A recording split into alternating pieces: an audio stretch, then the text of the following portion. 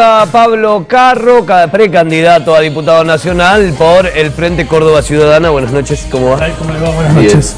En campaña, a full también esta semana, digo, como todos, estresados, con poco tiempo, llegando tarde a todos lados. Efectivamente, a full. Me llamaba la atención que decía Pacerini que la campaña estaba fría y que fue una plaza ahí en Río Cuarto y en un extremo estaba Unión por Córdoba y en el otro Cambiemos y en el centro todos preocupados por los tarifazos. Me parece que en el centro estaba Valentina Enet, que es la segunda candidata de nuestra lista, que es la que se ocupa de los temas que verdaderamente le preocupan a la gente, los tarifazos. Las propuestas vacías no convocan a nadie. Pablo, decís tarifazos, obviamente hay un esfuerzo por tratar de reducir un déficit público que hace 9 años que no ha parado de crecer, ¿no? Y yo escucho a tu fuerza política que, digamos, plantea distintos cuestionamientos frente a eso, ¿no? Hay un gasto público insostenible, que sigue siendo insostenible porque no ha dejado de crecer, ha crecido más que la inflación, o sea que un ajuste del gasto público no hay. Y que se sepa, las alternativas ante eso son o subir impuestos, o emitir dinero sin respaldo, o tomar deuda, o achicar el gasto en términos reales, ¿no? ¿Vos qué harías frente a eso, digamos? Expandir el gasto, no achicar el gasto. ¿Pero con qué lo financiarías esa expansión? ¿Con emisión, con deuda o con más impuestos? Acá, en primer lugar, creo que hay que reponer impuestos que retiró Cambiemos, que no se entienden ni tienen ninguna explicación. ¿El impuesto a las ganancias? Primero, las retenciones a las mineras, me parece que es una barbaridad. Las retenciones al campo en general no tienen ningún sentido. Ganaron trigo, mucho por ejemplo, dinero. No se exportaba más, porque y no había más trigo para exportar. ¿Vos pondrías las retenciones absolutamente. Fíjate el precio que tiene el pan producto de la quita de retenciones al trigo. Hoy pagamos el trigo a precio internacional y tenemos... Argentina llegó a cosechar lo mismo que hace 100 años de trigo y llegó a importarlo de Brasil, ¿no? Sí. ¿Qué me estás diciendo? Yo que las retenciones llegaron a un nivel tal que las retenciones llegaron a un nivel tal que dejó de sembrarse trigo en la Argentina. Porque sembraban soja, porque les convenía más. Se siembra en invierno, la soja se siembra en verano y es necesario el trigo para... No, pero es importante esto, no me interrumpas. Es necesario el trigo para la cobertura. Yo lo que tengo claro, que al momento de ajustar, hay que ajustar a los que más ganan. El sistema financiero, el sistema agropecuario que exporta, las mineras, no a los trabajadores, no con los tarifazos, no con la tremenda inflación que no se puede vivir. Me parece que eso... ¿Vos crees que con eso alcanza para...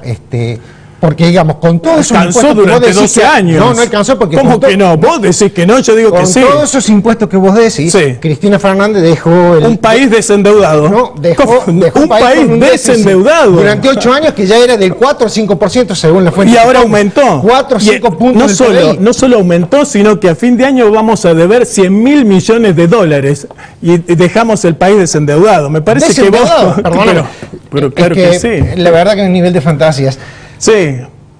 La deuda pública anotada por Kicillof era de 250.000 millones de dólares cuando dejó el gobierno, ¿sí? Lo que pasa es que mucha de esa deuda estaba en pesos y tomada con el Banco Central, con Lance. No como ahora hay que pagarla esa deuda. ¿Por qué no le contás? Mirá, porque en primer lugar no había que pagarle a los fondos buitres, de eso no tengo ninguna duda. En todo el mundo estaba claro que no había que pagarle a los fondos buitres. Son 250.000 millones de dólares sin los fondos buitres. Sin los fondos buitres lo mismo era ese monto. Me parece interesante lo que dice Adrián, porque recién hablaba Brenda Astin de avances en la economía que uno claramente no ve, ¿no? Pero Adrián encima le criticaba que habían sido moderados a la hora de... que no hubo ajuste, vos también me lo dijiste recién, ¿no? No aumentó el gasto público más que la inflación. Hay toda una postura de cierta lógica política en este país que le pide más a Cambiemos, más ajuste, que les pide políticas que uno imagina que puede dejar gente en la calle, etcétera, etcétera. Pero también creo que cuando vos subís los impuestos más de lo que la economía puede pagar, también queda gente en la calle y nada más que no son empleos públicos. Bueno, también me parece que es un desafío interesante plantear desde el kirchnerismo cuál sería una alternativa a este tipo de políticas que se están llevando adelante, porque en algún momento se planteaba que si Scioli gana iba a hacer lo mismo que está haciendo hoy el macrismo. ¿Cuál sería esa alternativa y cómo la plantearías desde Córdoba? Yo creo que es contrafáctico, ¿no? No sé qué es lo que hubiera hecho Scioli, sí sé que las políticas que lleva adelante Cambiemos son malísimas para los trabajadores y para los que menos tienen, y están muy felices los más ricos. Compará el primer decil, lo que ganó este tiempo, y el último decil. La transferencia de riquezas ha sido brutal, y encima con más déficit, y encima con pérdida de trabajo, y encima con tarifazos. A la gente no llega a fin de mes. A mí me preguntás qué es lo que hay que hacer. Yo creo que hay que expandir el gasto, yo creo que hay que apostar el consumo popular, que es lo que dinamiza la economía. No, en serio, no me decís con qué lo financiarías esa expansión del gasto, no sé. Con más impuestos. Bueno, me dijiste retenciones, por ejemplo. Claro, retenciones al trigo, a la soja. Sí, ese tipo de votante. ¿Pensás seducir a ese tipo de votante? No. Porque, digamos, más allá de que es marginal, la verdad, la mayor pérdida real de recursos tributarios la tuvo Cambiemos por la rebaja del impuesto a las ganancias. No por esto, digamos, ¿no? Porque, por ejemplo, bajar la retención del trigo es cero, porque como no se exportaba no había retención del trigo igual. Bueno. Entonces es irreal ese tipo de cosas. Yo lo que sí veo con claridad, caminando la provincia, es que hay mucha más pobreza. Los índices de pobreza en Córdoba aumentaron. La ciudad de Córdoba es una de las 3 que tiene más altos índices de indigencia. Está en el 7% de indigencia. Concordia, Santiago del Estero, Córdoba. Pablo, una por provincia ejemplo, muy cuando rica. vos ves una situación como la que se vive en Santa Cruz, digamos, donde hay docentes que no cobran sueldos hace 100 días, digamos, están de paro hace 100 días, ¿no? ¿Vos cómo ves esa situación? ¿A qué lo atribuís?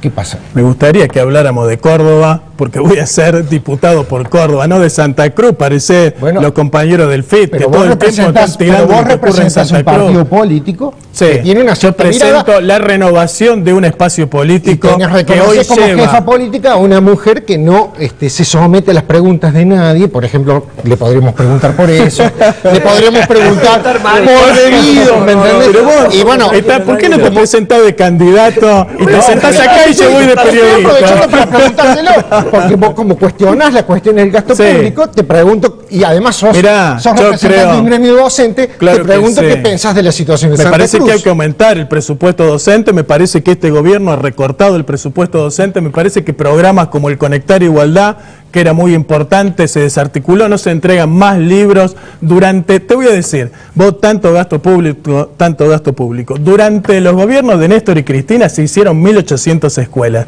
de Menem a de la Rúa, ¿cuántos se hicieron? 0. Cambiemos, ¿cuánta hizo? 0. Decime dónde va el gasto en la Argentina. Si hay mucho déficit, yo defiendo ese déficit. El déficit con escuelas, el déficit con paritarias, el déficit con salario, el déficit que mejora la situación de los trabajadores y los que menos tienen, lo defiendo toda la vida. El déficit que recorta a los que menos tienen y le da más ganancia a los que más tienen, a mí que recorten ese déficit no me sirve de nada, porque si nos van a recortar a nosotros, a los trabajadores, ahora quieren eliminarle los impuestos, las cargas patronales, porque dicen que los convenios son muy caros. De vuelta, estamos siempre ajustando sobre los que menos tienen, de vuelta sobre los trabajadores. Me parece que... Para vos la inflación no es un mecanismo de ajuste. Pregunta Mario, Adrián. Me parece que la inflación... No es un mecanismo de ajuste. Y si los sueldos van por encima de la inflación, no me parece un problema la inflación. Si la inflación va al 40%, llevamos 2 años donde la inflación fue mucho mayor que las inflaciones que tuvo los gobiernos de Cristina. Y los salarios quedaron por debajo. Y las jubilaciones quedaron por debajo. Yo voy al Congreso a defender los trabajadores, a defender los jubilados, a defender los pequeños comerciantes, no a defender los terratenientes, no a defender los agroexportadores, no a defender las mineras, no a defender el sistema financiero, que vos fijate que hoy están teniendo unas ganancias altísimas, y va con la tarjeta de crédito, también le tuvo la ganancia, pero no como esta. Ustedes con el sistema financiero no hicieron absolutamente nada, pero yo quiero preguntar ¿Vos sos periodista o candidato? No, pero me los noto muy efusivos. Entonces déjame que pregunte yo ahora. Me pregunta, por favor. Listo, gracias. ¿Es fácil hacer campaña con la mochila de Devido, Milani, López? Para mí sí es fácil, porque yo no soy ni Milani, ni López, ni Devido. Campaña, digo, con eso. Claro. Mirá, del tema de corrupción... ¿Hay que hacer campaña con Menem o con...? Pucha, escúchame, ¿por qué no le preguntás a lo de Cambiemos qué pasó con Arriba? ¿Por qué no le preguntás? No, porque cuando están ellos le hacen una pregunta que a ver por qué si se van de fiesta, de paseo. Escúchame, la corrupción es un problema. Los corruptos tienen que ir presos. La corrupción es una moneda de dos caras. De un lado hay un funcionario que se corrompe, del otro lado hay un empresario que la pone. Cuando Cristina pidió que se auditara toda la obra pública, dijeron que no. ¿Por qué? Porque efectivamente ahí se iba a ver la complicidad. De los dos demonios de la corrupción. No tengo más tiempo. El tipo que paga las coimas, que habilita las coimas, que es el funcionario estatal, pesa lo mismo que el tipo que ofrece la coima. Claro que sí, por supuesto, los dos son corruptos. No hay en última instancia el tipo que tiene la llave de la corrupción, no es el funcionario. El que tiene la llave de la corrupción es la justicia, que es la que tiene la corrupción. De igual manera que nadie puede violar derechos humanos si no lo hace desde el Estado. Esa es una violación de derechos humanos. La corrupción, mirá, la última cuando la vicepresidenta Michetti dice que le robaron plata y no puede declarar de dónde vino la plata. Gracias, Simioni, gracias, Carlos. No, gracias a usted por la invitación. Vamos a hacer un corte, al regreso Liliana Olivero, ya volvemos.